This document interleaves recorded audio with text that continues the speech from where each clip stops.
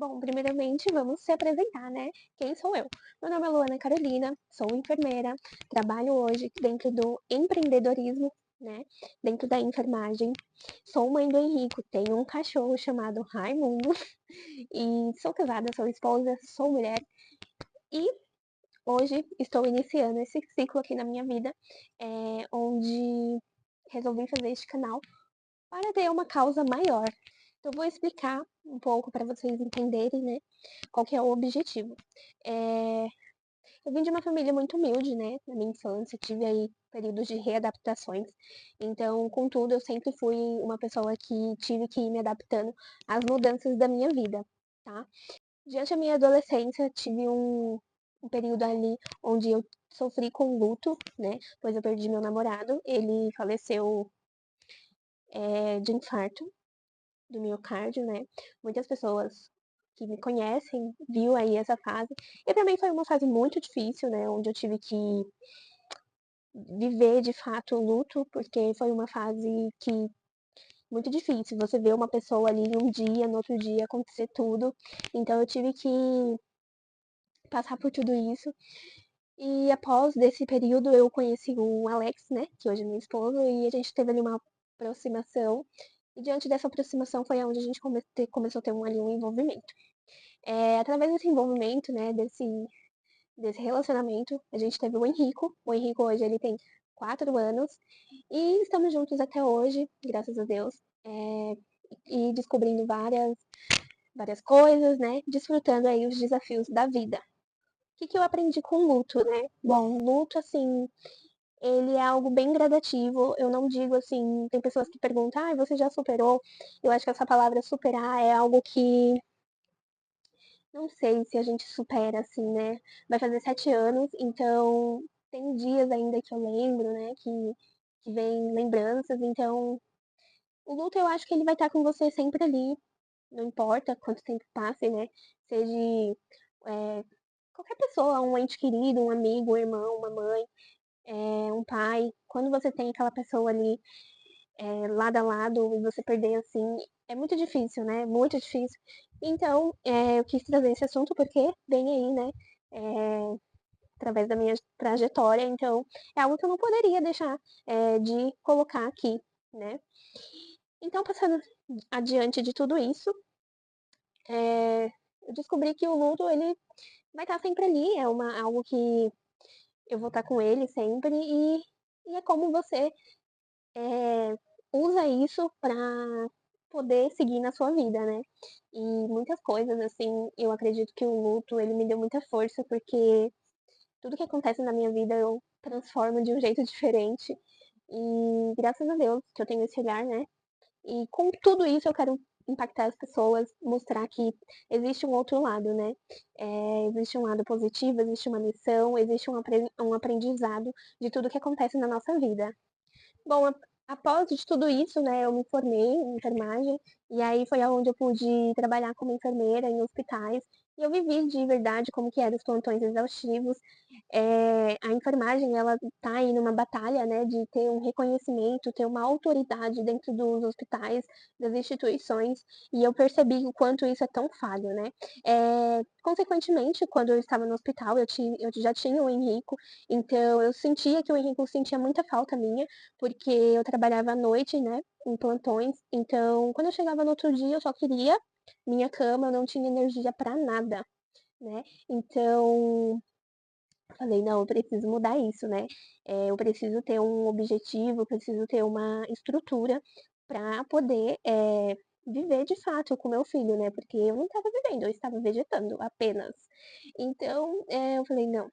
E em paralelo, eu comecei a trabalhar com furo humanizado, né. Furo humanizado, ele é uma técnica que a gente utiliza para fazer aplicações de brincos, né.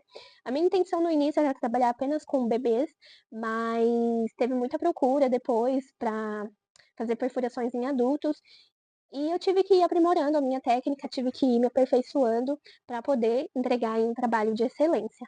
Em maio vai fazer 3 anos que eu já estou nessa área, né, então eu tinha um retorno muito positivo quanto a isso financeiramente, E foi aonde que eu coloquei na balança, né, o que que era, prioridade pra minha vida. E eu falei assim: "Como eu já tenho o meu empreendimento, né, do Futuro Humanizado, acredito que vai dar certo". E consegui o desligamento do hospital e, assim, foi uma felicidade imensa. Parecia que eu estava tirando uma cruz das minhas costas, é um peso, né, porque era algo bem difícil, assim. Então foi algo, assim, bem, eh, uma felicidade mesmo, digamos, né. E é muito estranho, porque às vezes a gente quer tanto algo, né, e quando a gente vive de fato aquilo, a gente vê como que é, não é como um fracasso, mas é como: "Poxa, não era isso que eu queria", e aí causa aquela chateação, né.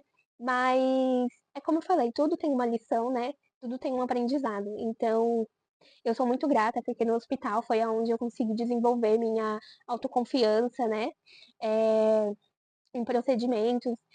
E quando a gente sai da faculdade, a gente sai assim: "Meu Deus, será que eu sei de tudo?". E a gente nunca vai saber de tudo, gente. Cada dia é um aprendizado que a gente tem nas nossas vidas, e a gente tem que ser humilde para absorver isso, e não querer ter razão de tudo e estar disposto, né, a absorver os ensinamentos que a vida nos dá.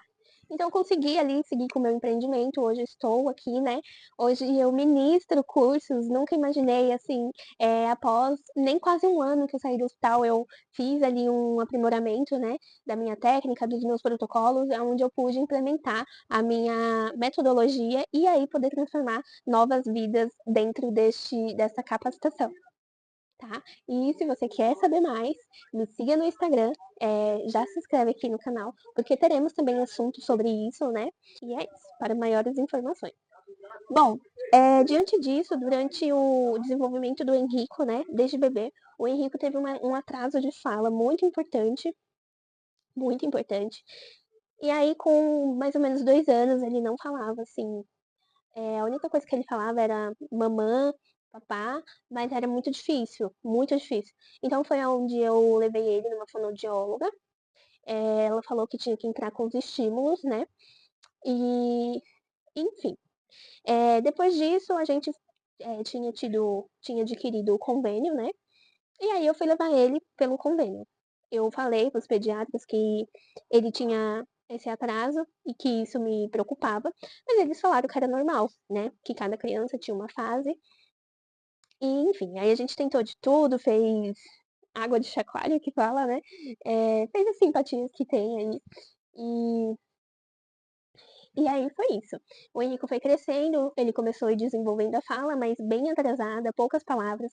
Com 3 anos ele ainda não formava frases, e foi aonde eu procurei, né, de novo os profissionais, eles falavam que tinha que fazer o vestíbulo e tudo mais. E então eu me silenciei, né, eu achei que eu estava exagerando e que realmente poderia ser ali uma questão de fase que ele ia desenvolvendo.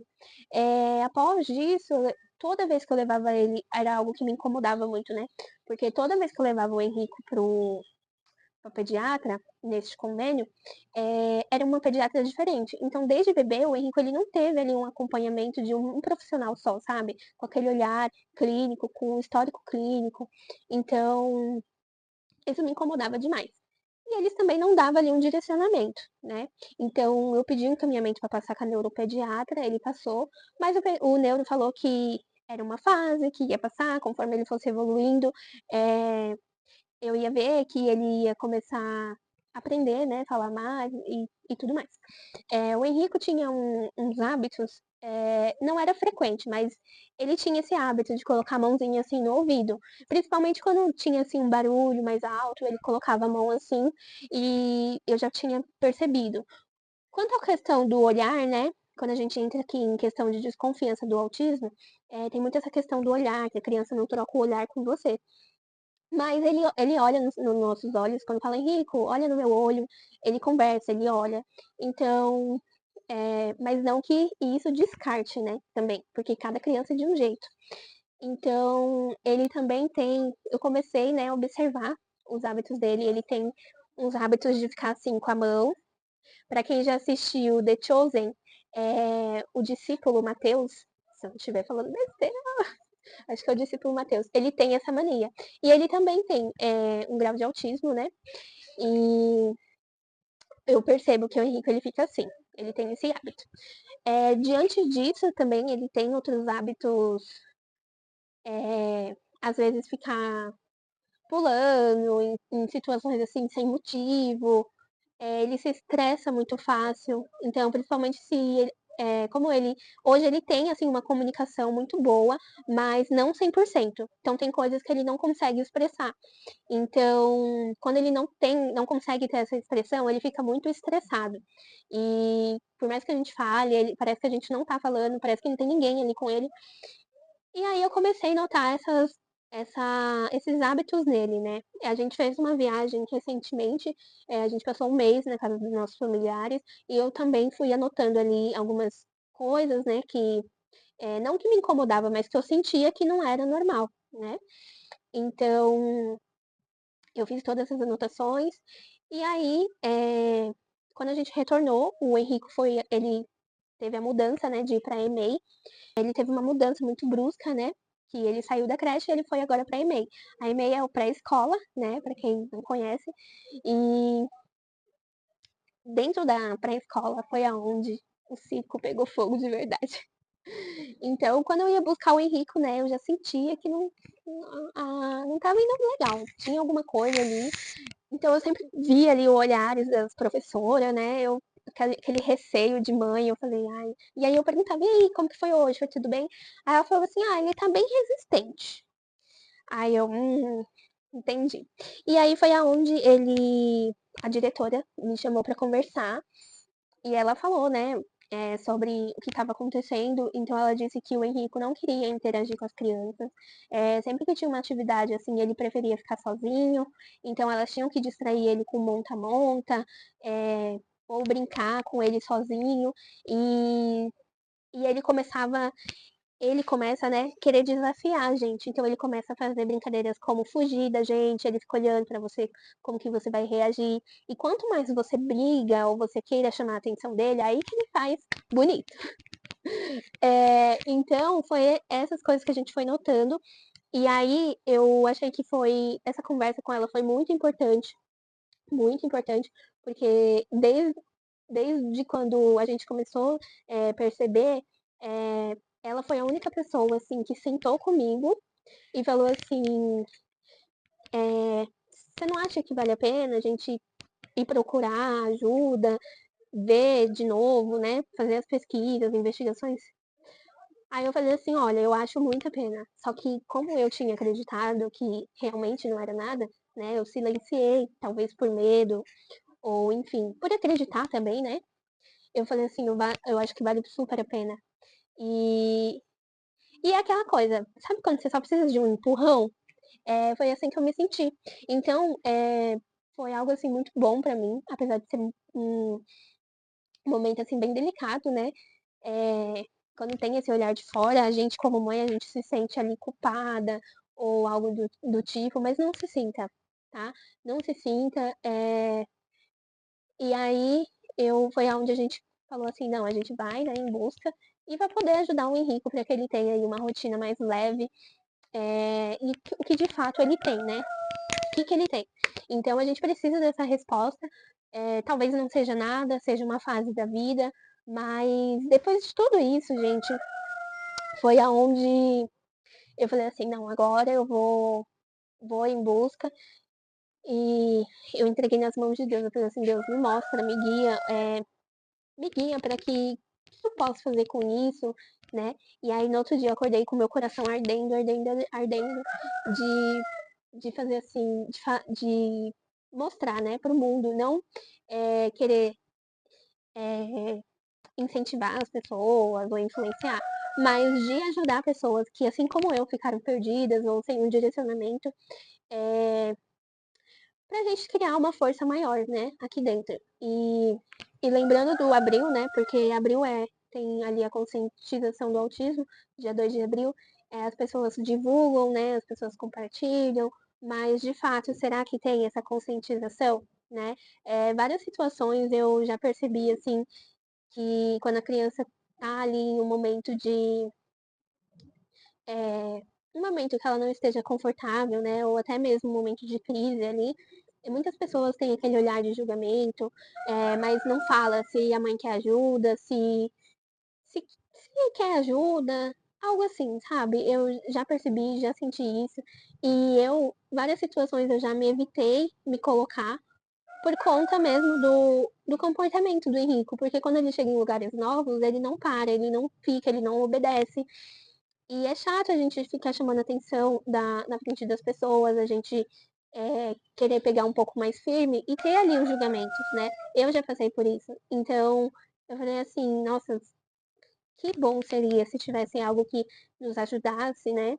E foi aonde que eu tive essa ideia, né, de fazer eu já tinha feito o canal, mas era para ministração de cursos, e eu falei assim: "Poxa, e se eu incentivasse novas mães, né, novas mulheres, eh, a ter aí sua rotina, seu empreendedorismo, como lidar com essas situações, né, e lembrar que a gente não tá sozinha, né, a gente é uma força maior.